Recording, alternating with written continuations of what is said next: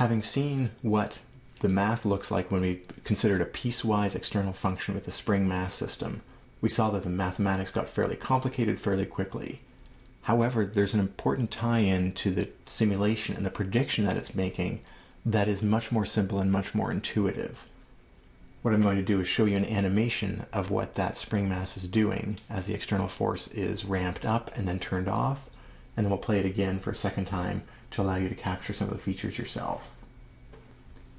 So here's our spring and mass. What we're doing is increasing the force. You can track the time and the magnitude of the force externally here. It's going to stop at 3 seconds, and that's when we essentially let go of the mass, or we stop applying the external force. And we see that the mass bounces back towards equilibrium, and even though there are oscillations going on here, they're a very low amplitude. So this corresponds to the e to the negative at sine and cos terms that we had in our solution past time 3. Let's play that again. Notice we're pulling harder and harder and harder on the mass. That's what this green line represents. And then we let go at t equals 3, and that corresponds to the motion that we see here. This is literally the graph of the function we computed on paper. Again, we have the oscillations that are dying out fairly quickly. That's because of the heavy damping coefficient that we have, the large damping coefficient.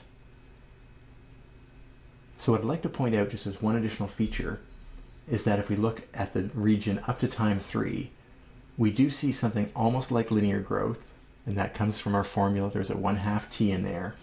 But you also see it's not a pure straight line.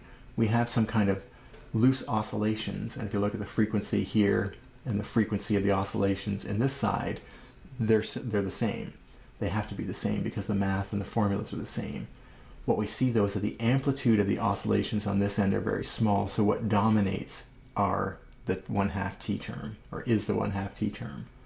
Afterwards, we get the much more dramatic, much larger oscillations once the external force has been removed.